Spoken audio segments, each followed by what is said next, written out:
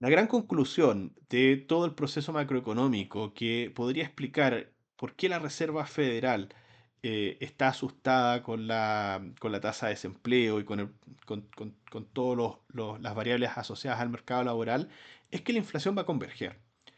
Eh, yo entiendo que hay una buena parte del mercado que está asustada con la inflación y porque, claro, hace cuentas simples de una economía creciendo fuerte, una Reserva Federal bajando la tasa con fuerza y por lo tanto eso va a generar inflación y activos como el oro parecen estar respondiendo a ese asunto. El detalle es que la Reserva Federal está viendo la misma convergencia que creo yo y que está súper alineada con todo el proceso que conversamos en la sección anterior. En la respuesta, en el resumen de proyecciones económicas, lo que está en línea punteada es lo que se respondió en junio. Lo que aparece acá es la respuesta de cada uno de los consejeros de la Reserva Federal en la encuesta interna que se hace respecto a la incertidumbre para el PCE Core, que es la inflación favorita de la Reserva Federal. La respuesta respecto a eso es que se ve más balanceado el riesgo. Antes se veía alto el riesgo. Y además, respecto a los riesgos para el PCE Core, se ven también más balanceados versus en junio que se veían alcistas. De alguna manera la Reserva Federal nos está diciendo que no ve presiones inflacionarias y que el foco no debe estar en la inflación. Y ha sido bastante consistente respecto a ese tema porque ha centrado toda la comunicación en ese asunto.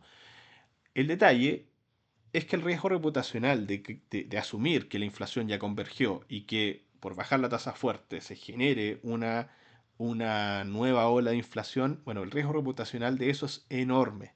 La Reserva Federal ya cometió el error de comenzar a bajar la tasa con tardanza, perdona, de comenzar a subir la tasa con tardanza cuando la inflación iba subiendo y hacer hoy día o cometer hoy día el error de bajar la tasa demasiado fuerte y provocar una nueva ola, bueno, eso la verdad es que sería como un golpe de gracia para la reputación de la entidad. Los consejeros, por tanto, tienen que tener máxima convicción respecto a la convergencia y la inflación y creo que esa convicción la obtienen de todo lo que expliqué en la sección anterior. Básicamente, el mercado laboral está hoy día menos estrecho, o sea, la relación de trabajos disponibles a trabajadores disponibles está en un 1,07 y el logaritmo de eso está cerca del pivote y por lo tanto no se ven presiones inflacionarias asociadas al mercado laboral. Y además, si ya el mercado laboral está balanceado y tenemos un flujo migratorio importante que va a generar o sea, aumentos en la oferta laboral, con una demanda laboral que va a ser insuficiente para compensar esos aumentos, lo esperable es que entonces la estrechez vaya disminuyendo y por lo tanto la inflación se mantenga desde el punto de vista de la estrechez laboral controlada.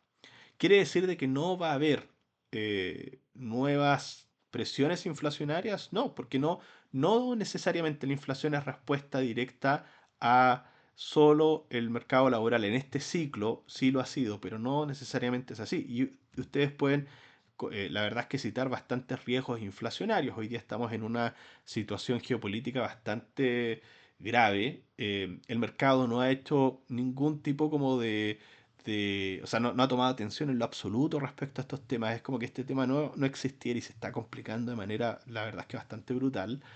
De hecho, creo que aquí hay una oportunidad importante para considerar, no sé, sectores que estén relacionados a estos temas, petróleo, el sector energía, eh, porque bueno, no pareciera que los precios reflejen los verdaderos riesgos que estamos enfrentando, pero esto generaría aumentos en la tasa de desempleo que debieran ser relativamente eh, transitorios.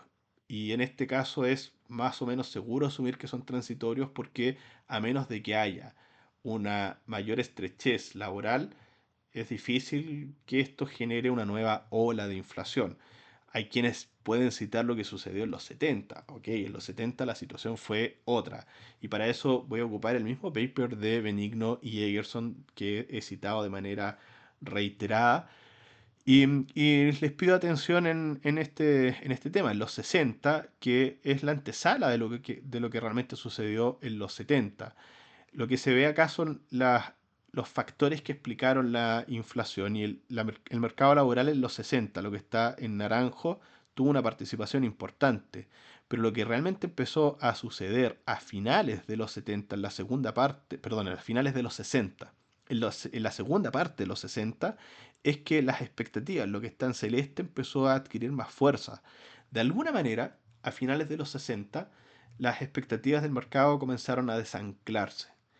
Y entramos a los 70 con expectativas ligeramente desancladas que se unieron a factores estructurales que además, junto a otros temas coyunturales, explicaron todo lo que sucedió en los 70. ¿Cuáles fueron esos factores estructurales? Alta dependencia del petróleo y una economía que además tenía altos niveles de sindicalización.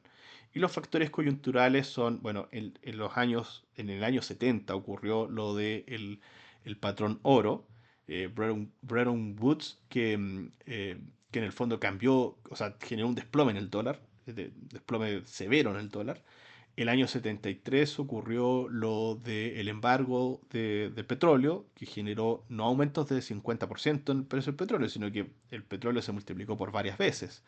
Y el año 79 tuvimos la revolución iraní, que tuvo impactos también importantes en el petróleo. Por lo tanto, los 70 son una situación que muchos en el fondo están eh, como comparando con los riesgos actuales, pero creo que ni lo estructural, eh, o sea, definitivamente lo estructural no es comparable y todavía no vemos ese problema que en el fondo gestó de base todo lo que sucedió en los 70 y es que se descontrolen las expectativas, que las expectativas se desanclen. Todavía no se ve algo de ese estilo. Así que, bueno, solo recordarles que la Fed tiene doble mandato, inflación y empleo. Ya les mostré que la inflación parece que está convergiendo y el empleo, bueno, tiene riesgos importantes y esos riesgos básicamente son los que explican que la Reserva Federal esté bajando la tasa con bastante fuerza.